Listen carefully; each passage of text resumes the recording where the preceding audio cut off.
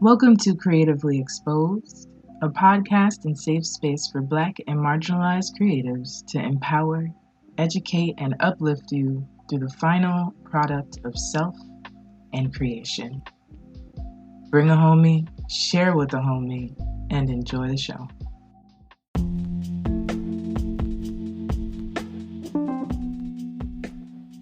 Welcome back to Creatively Exposed, and I've been gone for a minute, y'all. And to that, the world is burning, and we are here. And Creatively Exposed, if you are new here, or if you've been kicking it for a while, I believe we are rehumanizing the creative one episode at a time. I'm keeping it, y'all. I'm keeping it. I honestly have too many thoughts in my head, and so we'll see where this goes. For the most part, I have been thinking about... I always think about liberation work, but I also think about how we can use our creativity not only to express our feelings or our emotions or emote something specifically, but like I think about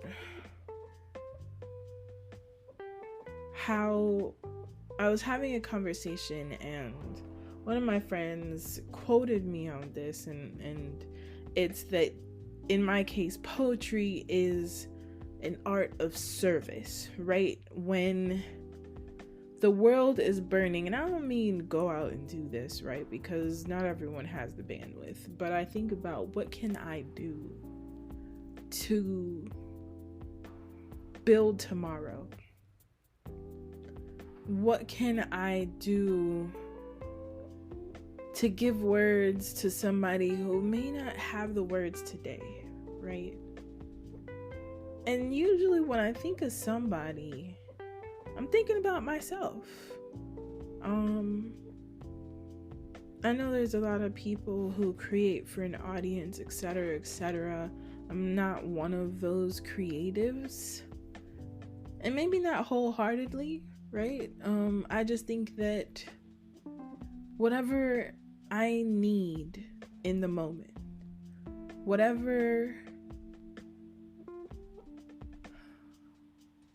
comfort that I have not been able to receive from the outside world, I'm trying my best to do it in my writing. And so the world is trash, and there's a lot of bullshit going on in the world, specifically the US, Florida. Most of y'all are from around these parts. There's a few of y'all. Hey, people from Australia, and who else I saw? I saw PR in there. There's some countries I ain't never heard of.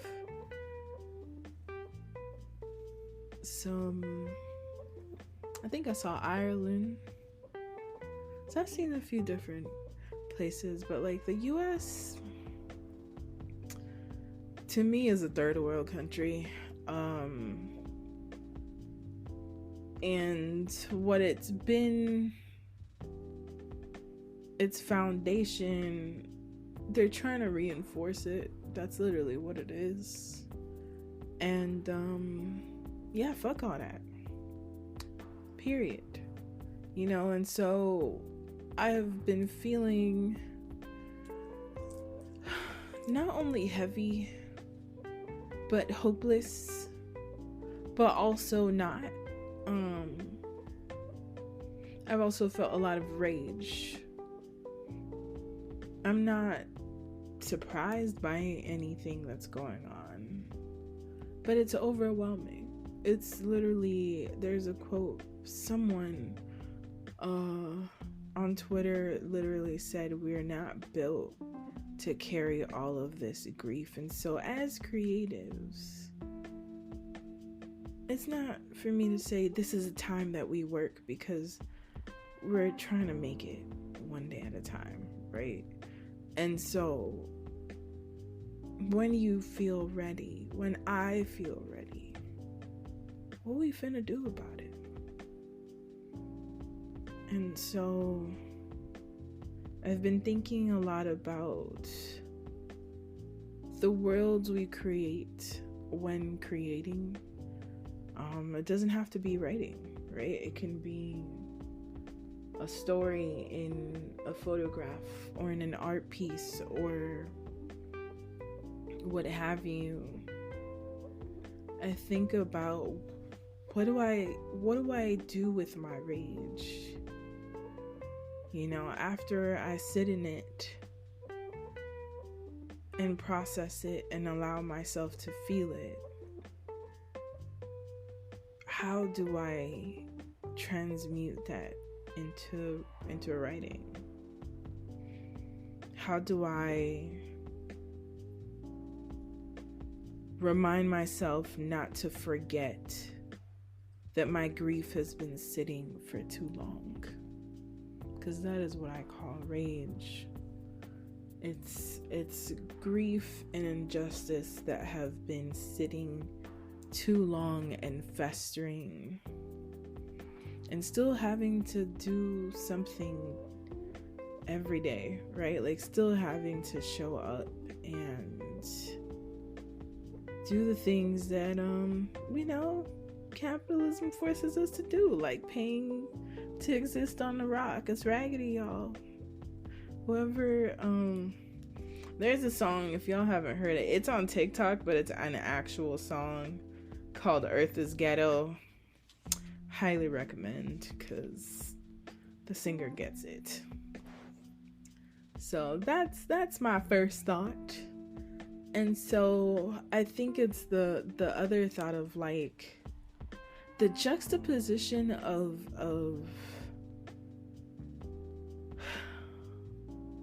finding joy and rest and pleasure and play in a world that makes it hard, right?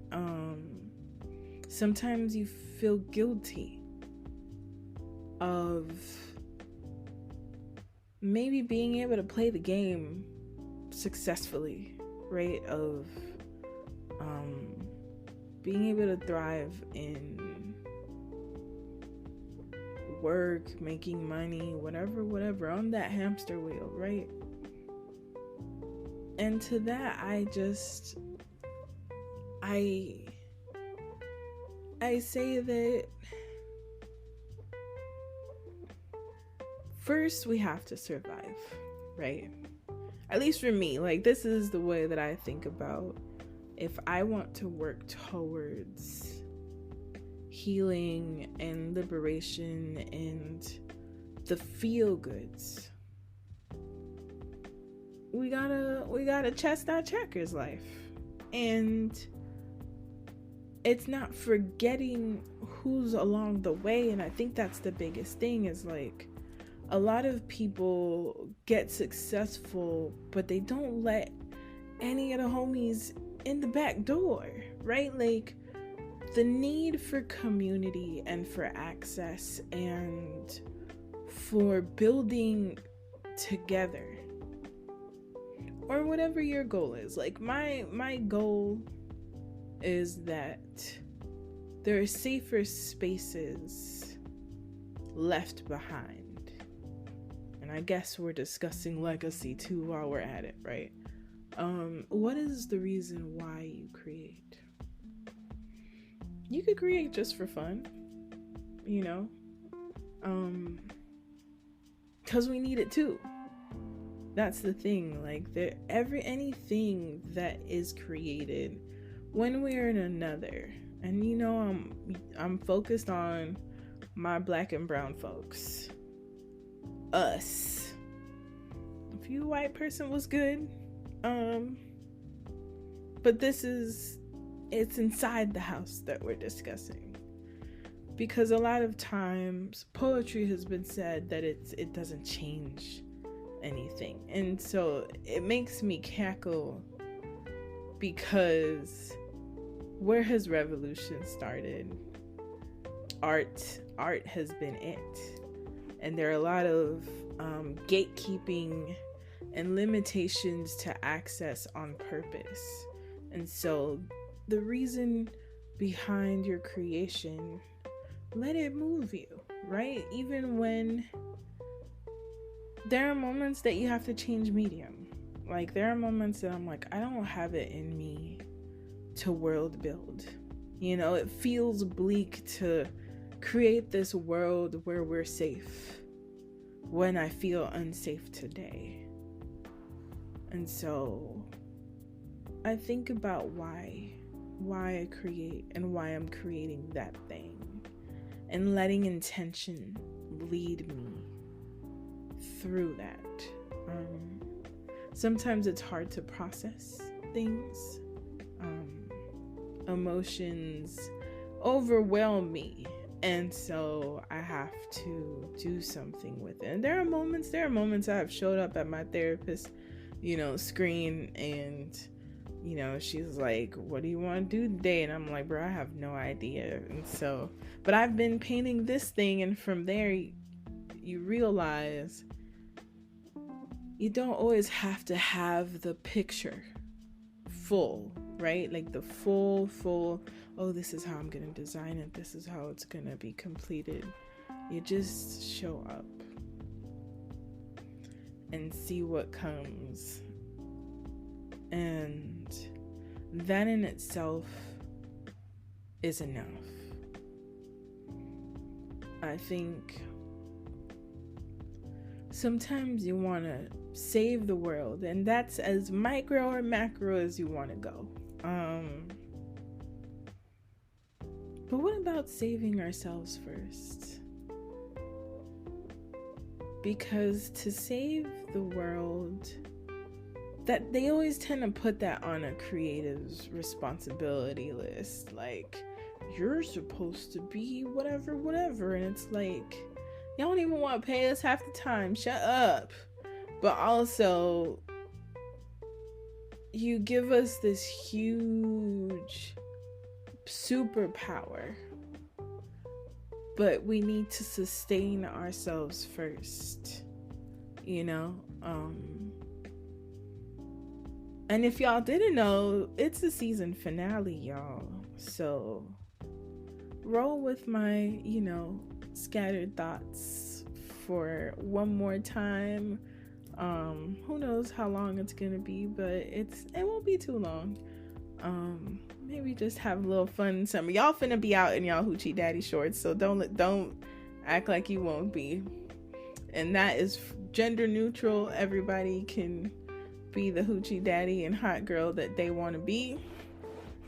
But anyway, may we not keep creating or doing or working, selling. Like, don't forget the aspects of you that make you human.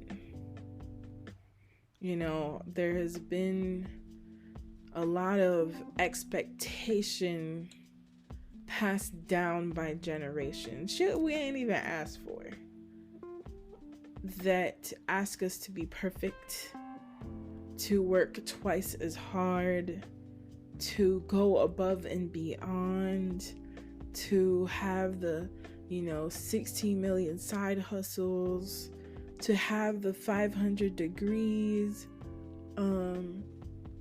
all to realize that our true job here is learning how to be still, to surrender. Jesus, I hate that. To surrender, to hope,